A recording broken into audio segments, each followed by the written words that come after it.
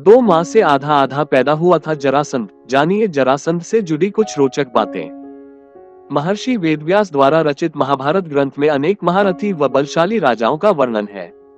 ऐसा ही एक महारथी राजा था जरासंध। उसके जन्म व मृत्यु की कथा भी बहुत ही रोचक है। जरासंध मगध वर्तमान बिहार का राजा था। वह अन्य राजाओं को हराकर अपने पहाड़ी किले में बंदी बना लेता था। जरासंध बहुत ही क्रूर था। वह बंदी राजाओं का वध कर चक्रवर्ती राजा बनना चाहता था। भीम ने 13 दिन तक कुश्ती लड़ने के बाद जरासंध को पराजित कर उसका वध किया था। जरासंध मथुरा के राजा कंस का ससुर एवं परम मित्र था। उसकी दोनों पुत्रियों आसित व प्रापित का विवाह कंस से हुआ था। श्री कृष्ण से कंस वध का प्रतिशोध लेने के लिए उसने 17 बार मथुरा पर चढ़ाई की, लेकिन हर बार उसे असफल होना पड़ा।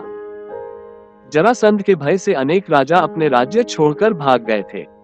शिशुपाल जरासंध का सेनापति था। जरासंध भगवान शंकर का परम भक्त था। उसने अपने पराक्रम से 86 राजाओं को बंदी बना लिया था। बंदी राजाओं को उसने पहाड़ी किले में कैद कर लिया था। जरासंध 100 को बंदी बनाकर उनकी बलि देना चाहता था, जिससे कि वह चक्रवर्ती सम्राट बन सके। मगधदेश में बृहद्रथ नाम के राजा थे। उनकी 2 पत्नियां थीं, लेकिन उन्हें कोई संतान नहीं थी। एक दिन संतान की चाह में राजा बृहद्रथ महात्मा चंद्रकौशिक के पास गए और सेवा कर उन्हें संतुष्ट किया। प्रसन्न होकर महात्मा चंद्रकौशिक ने उन्हें एक फल दिया और कहा कि ये फल अपनी पत्नी को खिला देना, इससे तुम्हें संतान की प्राप्ति होगी। राजा बृहद्रथ की 2 पत्नियां थीं। राजा ने वह फल काटकर अपनी दोनों पत्नियों को खिला दिया। समय आने पर दोनों रानियों के गर्भ से शिशु के शरीर का एक एक टुकड़ा पैदा हुआ। रानियों ने घबराकर शिशु के दोनों जीवित टुकड़ों को बाहर फेंक दिया। उसी समय वहां से एक राक्षसी गुजरी।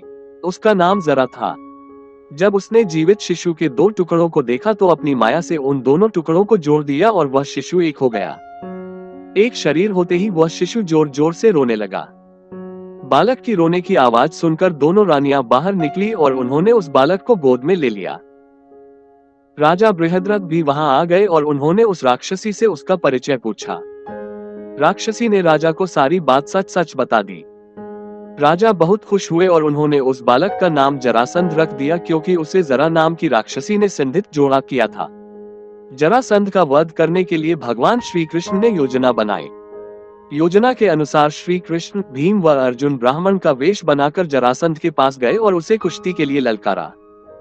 जरासंध समझ गया कि ये ब्राह्मण नहीं है। जरासंध के कहने पर श्री कृष्ण ने अपना वास्तविक परिचय दिया। जरासंध ने भीम से कुश्ती लड़ने का निश्चय किया। राजा जरासंध और भीम का युद्ध कार्तिक कृष्ण प्रतिपदा से 13 दिन तक लगातार चलता रहा। 14वें दिन भीम ने श्री कृष्ण का इशारा समझकर जरासंध के शरीर के 2 टुकड़े कर दिए।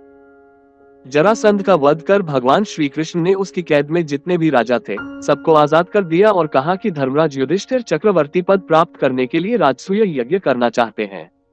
आप लोग उनकी सहायता कीजिए। राजाओं ने श्री कृष्ण का यह प्रस्ताव स्वीकार कर लिया और धर्मराज युधिष्ठिर को अपना राजा मान लिया। भगवान श्री कृष्ण ने जरासंध के पुत्र सहदेव को अभयदान देकर मगध का राजा बना दिया। आज की वीडियो में इतना ही। अगर वीडियो पसंद आई हो तो वीडियो लाइक करें और चैनल को सब्सक्राइब करें। धन्यवाद।